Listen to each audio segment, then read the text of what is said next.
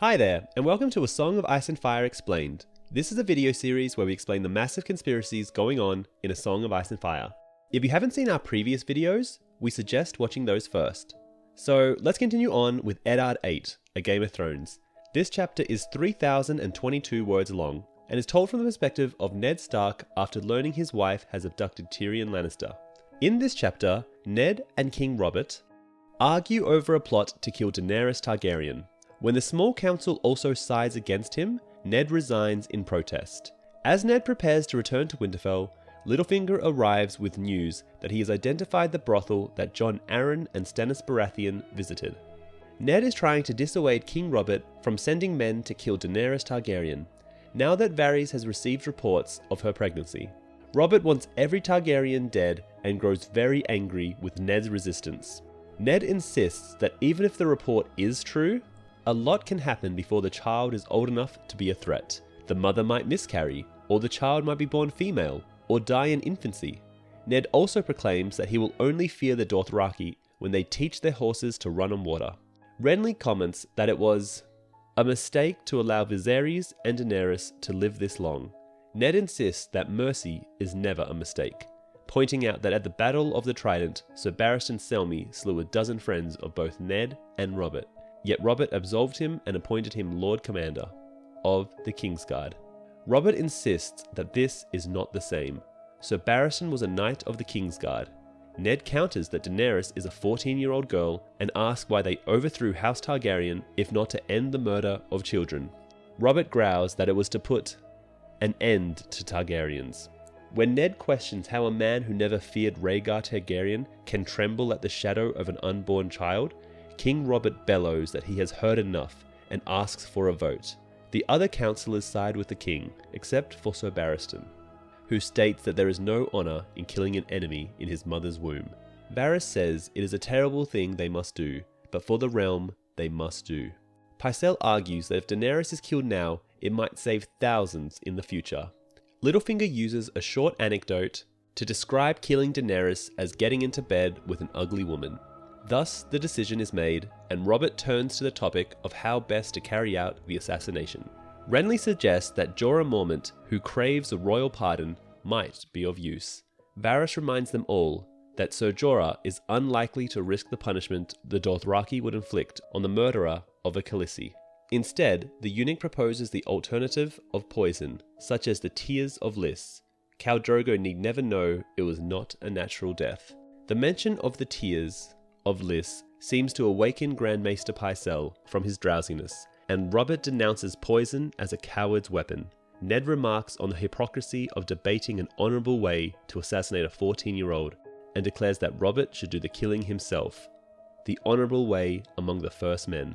Robert is astounded when he realises that Ned actually means what he has just said. Ned grabs his badge of office, declaring that he thought Robert was a better man, and refuses to participate further, stating that Robert can do as he likes, but that he will have no part of it. Robert declares that, as Hand, Ned will do as commanded or be replaced by a Hand who will. Ned wishes luck to his replacement and removes his badge of office, declaring that he thought Robert was a better man. As Ned marches away, the king calls after him that he will have Ned's head on a spike if he ever sees him again. Before Ned has even left, the council resumes the discussion, and Ned overhears Pycelle telling the others of a society of assassins in Braavos called the Faceless Men. Littlefinger counters that they can hire an army of sellswords for a fraction of the price. Ned returns to the Tower of the Hand and summons Vagon Poole to discuss arrangements for their return to Winterfell. Ned is disturbed that Robert still hates the long-dead Rhaegar Targaryen so much. Then Ned thinks about what will happen when the king discovers that Catelyn has taken Tyrion Lannister captive. The king may not care for the imp, but it will hurt his pride, and Cersei will whisper in his ear. With these thoughts, Ned decides that it might be safest if he and the girls go ahead, and the rest can follow. After Poole leaves, Ned reflects that it will be wonderful to be back at Winterfell with his sons, but he remains angry because the kingdom is in a crisis. Robert and his council of cravens and flatterers will beggar the realm, or sell it to the Lannisters. Then there is the murder of Jon Arryn. Ned considers taking a ship back to Winterfell, even though he would prefer the King's Road. so that he can stop at Dragonstone and maybe learn the truth from Stannis Baratheon. The more he thinks about it, the more Ned guesses the truth is a secret he may not want to know. He looks again at the assassin's dagger and wonders if it has some connection to the mystery of Jon Arryn's death, and if Robert could be part of it. He remembers Catelyn telling him that he knew the man, but the king is someone different. Ned summons Poole back and tells him to find a fast ship with a good captain. Quietly, but quickly. If he could find a ship tomorrow, it would be best to be on it. Tormund announces the arrival of Littlefinger. Ned is tempted to send him away, but thinks better of it. Littlefinger informs Ned that he has managed to convince the council to offer a lordship to any man who kills Daenerys rather than hire a faceless man. When Ned criticizes the principle of giving titles to assassins, Littlefinger points out that he actually did Daenerys more good than Ned did. If a faceless man were to be sent against the girl, she would be as good as buried, whereas this way, some idiot will likely botch the job and put the Dothraki on their guard. Ned is incredulous. Littlefinger supported the proposal, but now expects him to believe that he was defending the girl.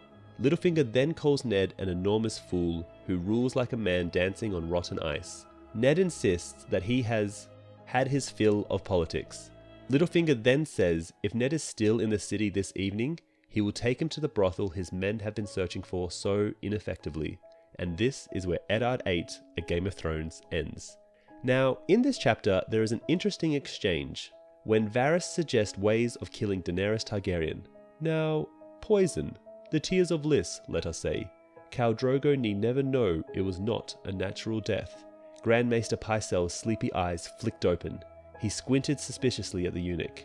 This is probably in reference to Jon Arryn's death, and the fact that Varys knows Pycelle let Jon Arryn die, and Pycelle knows that Varys knows and is terrified he might tell Robert. Finally, Littlefinger's plan of creating a struggle for the throne hinges on Eddard remaining in King's Landing, which is why he procures the brothel Jory has been looking for in order to keep Ned in the capital. And that's about it for Eddard VIII, A Game of Thrones. In the next video, we'll cover Catelyn VI and continue from there. Now, this chapter is adapted pretty faithfully in the show, and there aren't really any differences between the two, except Barristan Selmy is not present in the show, but is in the book. Anyway, that's it for today's episode.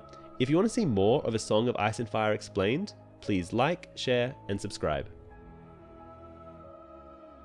Also, when you get the chance, try out Fantasy Flight's A Game of Thrones board game, digital edition.